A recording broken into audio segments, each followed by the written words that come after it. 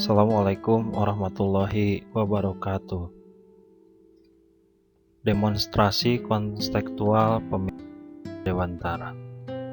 Perkenalkan, nama saya Norman Sani, calon guru penggerak Angkatan 5 yang bertugas sebagai guru PJOK di SD Negeri Karangmekar Mandiri 2 Kota Cimahi, Provinsi Jawa Barat. Siapa yang tidak kenal dengan Bapak Ki Hajar Dewantara? Bapak Ki Hajar Dewantara merupakan Bapak Pendidikan Indonesia dan pendiri Taman Siswa. Arti dan maksud pendidikan. Istilah pendidikan dan pengajaran seringkali kita dengar dan dipakai bersama-sama. Pengajaran merupakan salah satu bagian dari pendidikan, atau dengan kata lain, pengajaran adalah pendidikan dengan cara memberi ilmu atau berfaedah untuk hidup anak-anak baik lahir maupun batin. Pendidikan diartikan sebagai tuntunan dalam hidup tumbuhnya anak-anak. Maksudnya yaitu menuntun segala kodrat yang ada pada anak-anak agar mereka dapat mencapai keselamatan dan kebahagiaan yang setinggi-tingginya, baik sebagai manusia maupun sebagai anggota masyarakat. Pendidikan itu hanya suatu tuntunan di dalam hidup tumbuhnya anak-anak kita. Artinya, bahwa hidup tumbuhnya anak-anak itu terletak di luar kecakapan atau kehendak kita kaum pendidik. Anak-anak itu sebagai makhluk, manusia, dan benda hidup, sehingga mereka hidup dan tumbuh menurut kodratnya sendiri.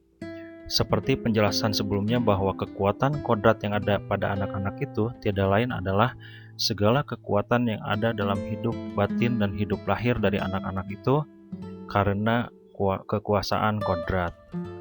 Kita sebagai kaum pendidik hanya dapat menuntun tumbuh dan hidupnya kekuatan-kekuatan itu agar dapat memperbaiki lakunya, bukan dasarnya hidup dan tumbuh itu. Kita ambil contoh sebagai perbandingan dengan hidup tumbuh-tumbuhan seorang petani. Karena pada hakikatnya sama dengan kewajiban seorang pendidik yang menanam padi misalnya. Hanya dengan menuntun tumbuhnya padi, ia dapat memperbaiki kondisi tanah, memelihara tanaman padi, memberi pupuk dan air, membasmi ulat-ulat atau jamur yang mengganggu hidup tanaman padi dan lain sebagainya.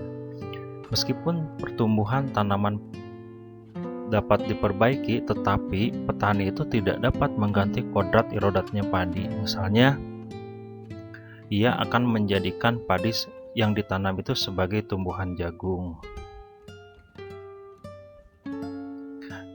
Dasar jiwa dan kekuasaan pendidikan.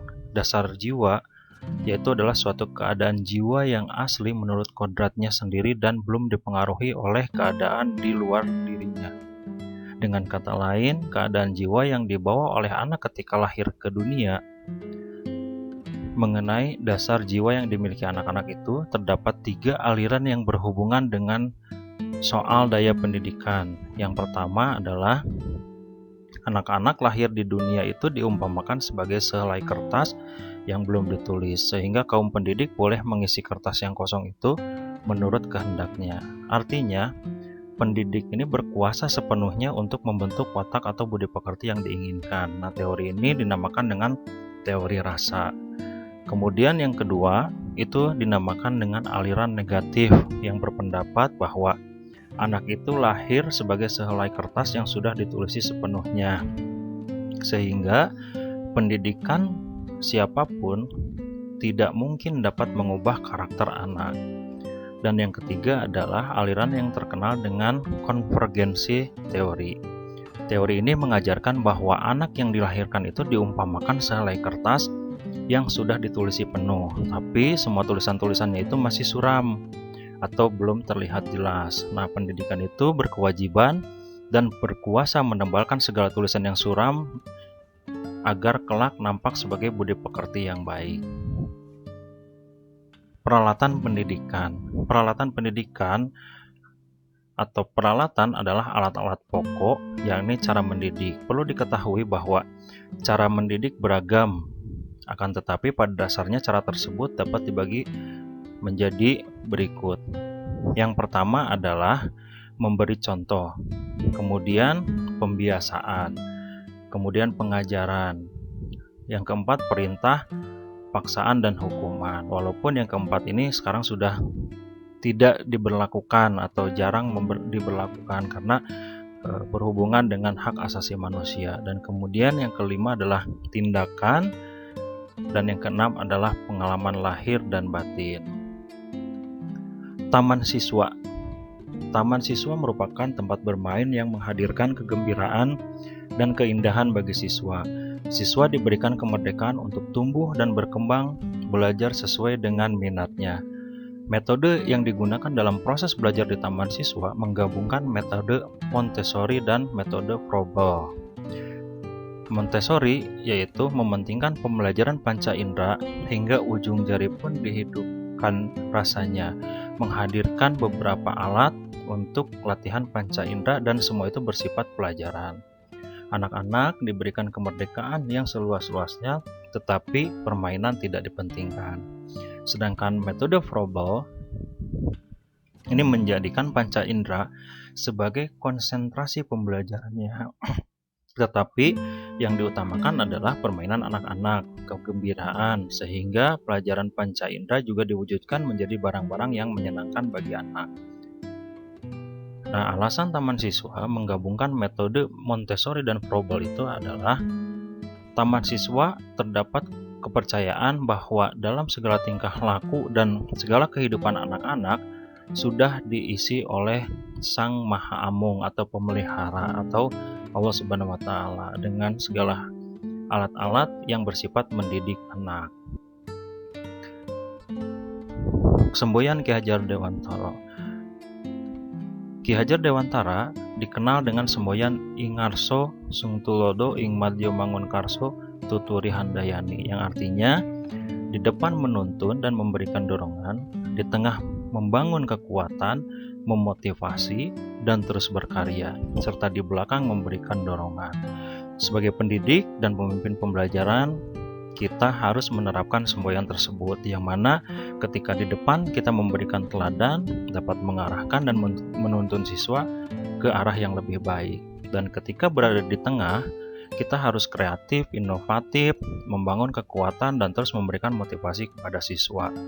Ketika berada di belakang, kita terus-menerus memberikan dorongan agar siswa kita dapat menemukan kekuatan-kekuatan kodratnya, sehingga mereka dapat mencapai keselamatan dan kebahagiaan yang setinggi-tingginya, baik sebagai manusia maupun sebagai anggota masyarakat.